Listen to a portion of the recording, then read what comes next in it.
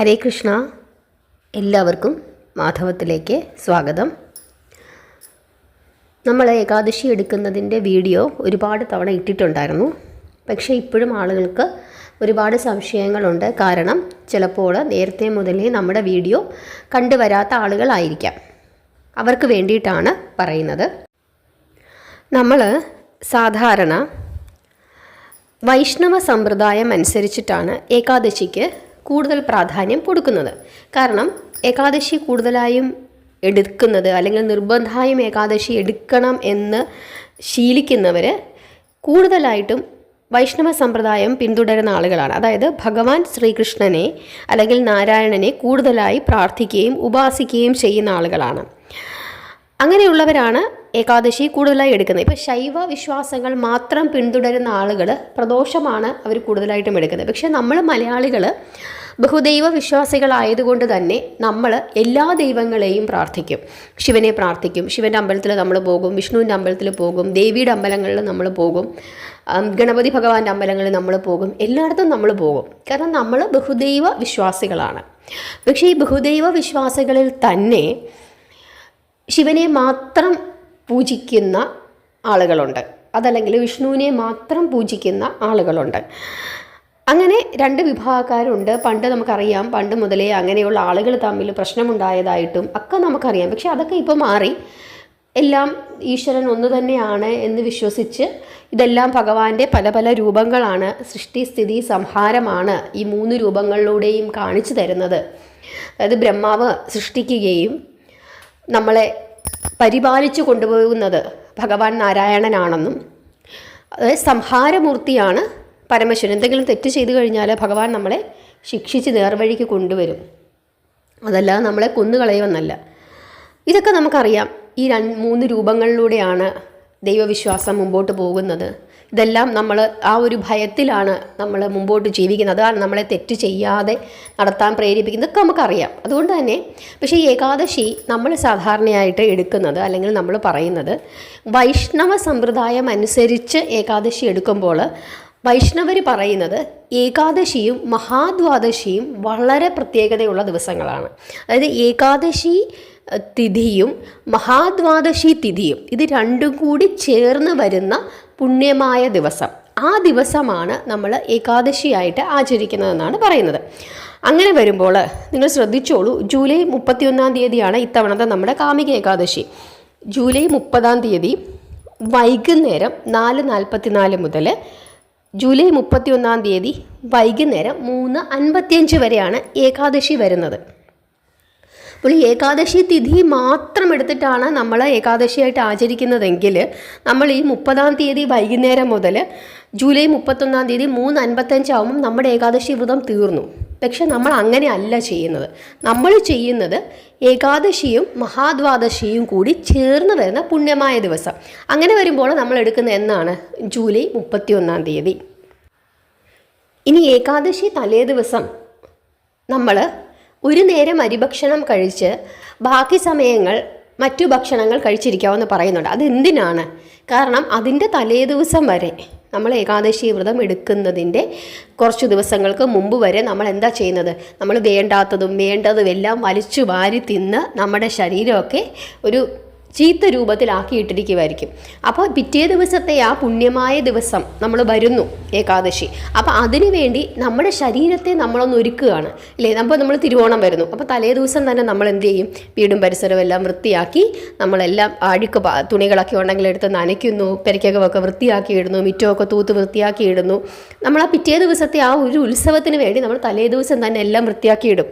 അതല്ലേ ചെയ്യുന്നത്? അതേപോലെ തന്നെ ആ ഏകാദശി എന്ന് പറയുന്ന ആ ഒരു പുണ്യമായ ദിവസത്തിന് വേണ്ടി നമ്മുടെ ബോഡിയെ നമ്മളൊന്ന് വൃത്തിയാക്കുകയാണ്. അതിന് വേണ്ടിയിട്ടാണ് നമ്മൾ മലയാളികളായതുകൊണ്ട് ഒരു നേരം നമുക്ക് ഉച്ചയ്ക്ക് ചോറുണ്ണാം. കാരണം ഇല്ലെങ്കിൽ ചിലപ്പോൾ നമുക്ക് പെട്ടെന്ന് വലിയ ക്ഷീണമോ ഒക്കെ വന്നാലോ എന്ന് വെച്ചിട്ടാണ് ഉച്ചയ്ക്ക് ഒരു നേരം വളരെ ലഘുവായി നമുക്ക് ചോറുണ്ണാം. ചോറുണ്ണുമ്പം അതായത് 30-ാം തീയതി, നമ്മൾ 31-ാം തീയതിയാണല്ലോ ഏകാദശി എടുക്കുന്നത്. അപ്പോൾ 30-ാം തീയതി നമുക്ക് ഉച്ചയ്ക്ക് ഒരു നേരം ചോറുണ്ണാം. ചോറുണ്ണുമ്പം നമ്മൾ നോൺ വെജിറ്റേറിയൻ ഒന്നും ഉപയോഗിക്കാതെ വെജിറ്റേറിയൻ ഭക്ഷണങ്ങൾ കഴിച്ച് നമുക്കിരിക്കാം. അതിൽ തന്നെ വൈഷ്ണവ സമ്പ്രദായം അനുസരിച്ച് ഉള്ളി, വെളുത്തുള്ളി ഈ 2 വസ്തുക്കളും രജസ സ്വഭാവമുള്ള പച്ചക്കറികളാണെന്നാണ് പറയുന്നത്. അപ്പോൾ ആ 2 കാര്യങ്ങളും, അതായത് ചുമന്നുള്ളിയും അല്ലെങ്കിൽ സവാള, വെളുത്തുള്ളി, ഈ 2 സാധനങ്ങളും ഒഴിവാക്കിക്കൊണ്ടുള്ള എന്തെങ്കിലും കൂട്ടാൻ വെച്ച് മോരൊക്കെ കൂട്ടി നമുക്ക് ഉച്ചയ്ക്ക് ചോറിടാം. രാവിലെ നമുക്ക് എന്ത് ചെയ്യാം? ഗോതമ്പ് കൊണ്ടുള്ളോ അതല്ലെങ്കിൽ മറ്റെന്തെങ്കിലും പഴവർഗ്ഗങ്ങളോ അതല്ലെങ്കിൽ എന്തെങ്കിലും ധാന്യങ്ങളോ ഒക്കെ രാവിലെ നമുക്ക് ഉപയോഗിക്കാം. ഇനി രാവിലെ ഇഡ്ഡലി കഴിക്കുവാണെങ്കിൽ ഉച്ചയ്ക്ക് നമുക്ക് എന്ത് ചെയ്യാം? അരി കൊണ്ടുള്ള ഇഡ്ഡലിയാണ് നമ്മൾ രാവിലെ കഴിക്കുന്നത്. ഉച്ചയ്ക്ക് നമുക്ക് ആ ചോറ് ഒഴിവാക്കാം. ഏതെങ്കിലും ഒരു നേരം നമുക്ക് അരിഭക്ഷണം കഴിക്കുക എന്ന് വെച്ചാൽ നമുക്ക് ക്ഷീണം ഉണ്ടാവാതിരിക്കാൻ വേണ്ടിയിട്ടാണ്. കാരണം അരിഭക്ഷണം നമ്മൾ സ്ഥിരമായി കഴിച്ചുകൊണ്ടിരിക്കുമ്പോൾ പെട്ടെന്നൊരു 2 ദിവസത്തേക്ക് നിർത്തുമ്പോൾ നമുക്ക് എന്തെങ്കിലും അസുഖങ്ങൾ ഉണ്ടായാലോ എന്ന് ഭയന്നിട്ടാണ്. അതല്ലാതെ അരിഭക്ഷണം കഴിക്കണമെന്ന് യാതൊരു നിർബന്ധവുമില്ല. ഇനി അന്നത്തെ ദിവസം വൈകുന്നേരം, അതായത് 30-ാം തീയതി വൈകുന്നേരം സന്ധ്യയ്ക്ക് മുമ്പ് ആഹാരം കഴിച്ചു തീർക്കുന്നതാണ് ഏറ്റവും നല്ലത്. അതിൽ നമ്മൾ ഗോതമ്പ് വേണ്ട എന്നാണ് സാധാരണ വൈഷ്ണവർ പറയുന്നത്.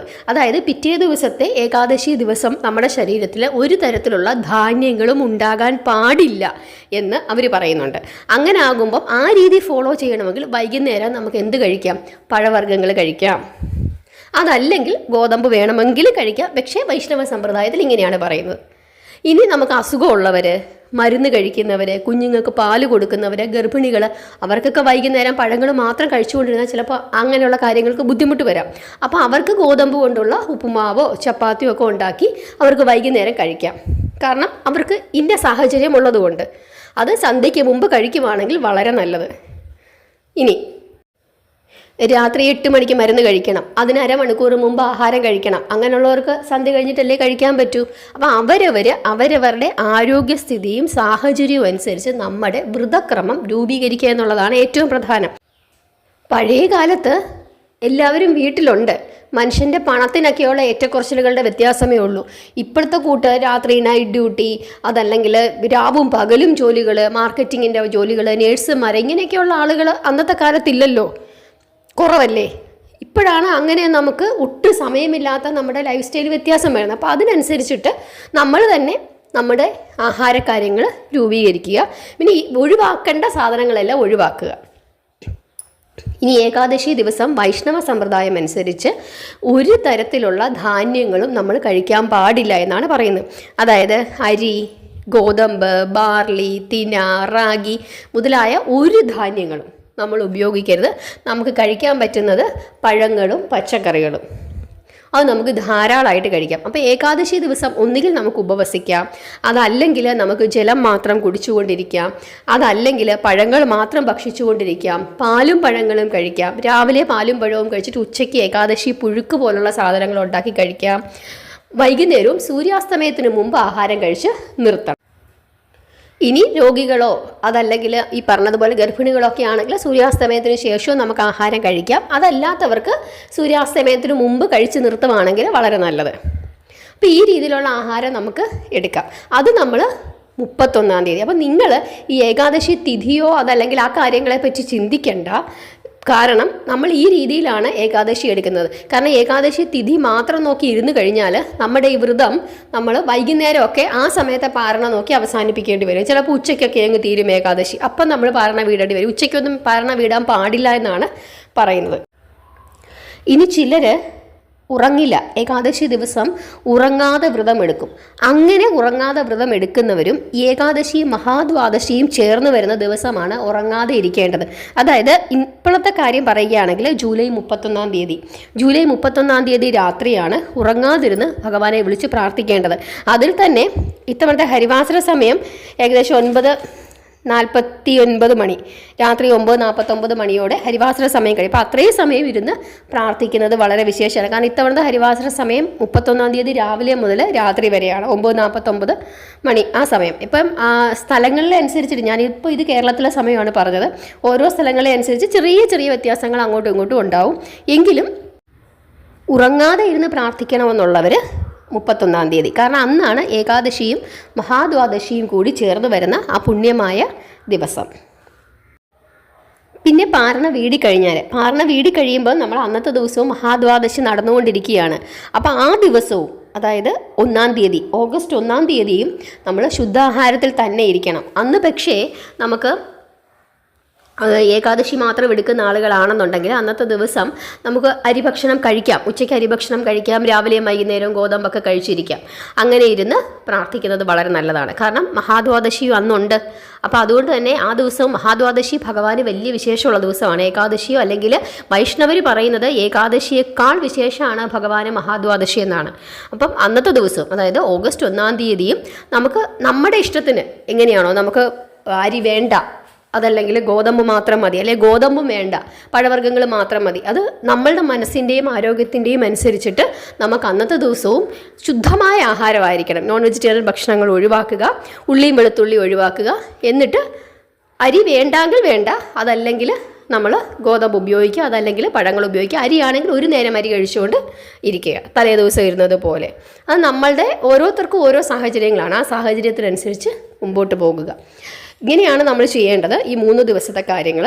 അപ്പോൾ നിങ്ങൾക്ക് ആ കൺഫ്യൂഷൻ മാറിയെന്ന് വിചാരിക്കുന്നു. അത് മനസ്സിലാക്കി മുമ്പോട്ട് പോവുക.